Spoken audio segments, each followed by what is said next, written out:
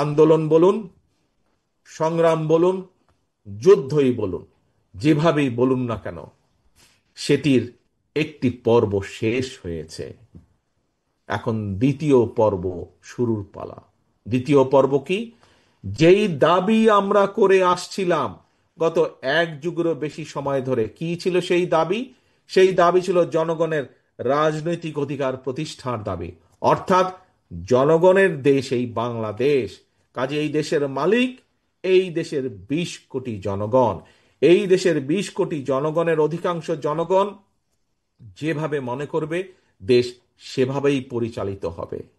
জনগণের রাজনৈতিক প্রয়োগের প্রধান হাতিয়ার কি হচ্ছে, প্রধান উপায় কি হচ্ছে?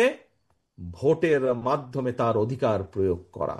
এবং ভোটের মাধ্যমে জনগণ জানান দিয়ে দেয়, ভোটের মাধ্যমে জনগণ সিদ্ধান্ত দিয়ে যায় যে জনগণের এই দেশ কারা পরিচালনা করবে একটি নির্দিষ্ট সময় পর্যন্ত। জনগণ সেই দায়িত্ব একজনকে দিয়ে দেয়। অর্থাৎ জনগণের অধিকার প্রতিষ্ঠার প্রথম, রাজনৈতিক অধিকার প্রতিষ্ঠার প্রথম পদক্ষেপ হচ্ছে ভোট, যার জন্য এই দেশের বহু মানুষ, রাজনৈতিক বিএনপি সহ বিভিন্ন রাজনৈতিক দলের বহু নেতাকর্মী গুম হয়েছে, বহু নেতাকর্মী হত্যার শিকার হয়েছে, বহু নেতাকর্মী, লক্ষ লক্ষ নেতাকর্মী জেল জুলুম কেস কাচারির মিথ্যে মামলার ক্ষতিগ্রস্ত হয়েছে। আমি নিশ্চিত আজকে এই সম্মেলন আমার সামনে যারা বসে আছেন, আপনাদের মধ্যে বহু নেতাকর্মী আছেন যারা এই মিথ্যা মামলার, গায়েবী মামলার শিকার হয়েছিলেন। যারা আছেন না আপনাদের মধ্যে, হাত তুলতে বললেই দেখা যাবে প্রায় প্রত্যেকটি মানুষ এখানে হাত তুলেছে মিথ্যা মামলার শিকার হয়ে। প্রিয় সহকর্মীবৃন্দ, আমাদের সামনে আমরা এখন কি দেখছি? আমরা দেখছি যে যেই দাবি আদায়ের জন্য জনগণ রাজপথে এসেছিল, জনগণ একটি স্থিতিশীলতা চায়। জনগণ চায় এই দেশের সম্পদ জনগণের স্বার্থে ব্যবহৃত হোক। জনগণ চায় এই দেশের মাটিতে আইন শৃঙ্খলা বজায় থাকুক। জনগণ চায় এই দেশের ভবিষ্যৎ শিক্ষার্থী যারা, ভবিষ্যৎ বাংলাদেশ যারা, তারা ঠিকভাবে শিক্ষার সুযোগ পাক। জনগণ চায় এই দেশের মানুষ মিনিমাম তাদের স্বাস্থ্য সেবা পায়। জনগণ চায় এই দেশের মানুষ তাদের যোগ্যতা মেধা অনুযায়ী চাকরি বাকরি হোক আর ব্যবসা বাণিজ্য করার সুযোগ হোক, সেই সুযোগ যাতে পায়। অর্থাৎ একটি স্বাভাবিক পরিবেশ জনগণ প্রত্যাশা করে।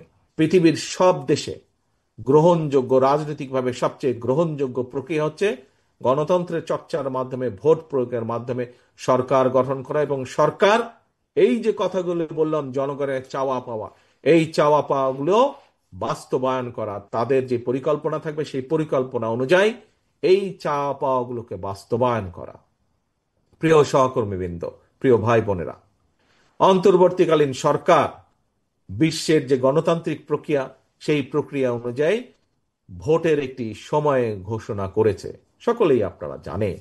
আমরা আশা করছি ইনশাল্লাহ আগামী ফেব্রুয়ারি মাসে, অর্থাৎ আগামী রমজানের আগে এই বাংলাদেশের মাটিতে বাংলাদেশের মানুষের বহু প্রত্যাশিত যে একটি নিরপেক্ষ নির্বাচন, বহু প্রত্যাশিত বাংলাদেশের মানুষের যে রাজনৈতিক অধিকার প্রয়োগের যে হাতিয়ার, সেটি তারা প্রয়োগ করবেন তাদের অধিকার।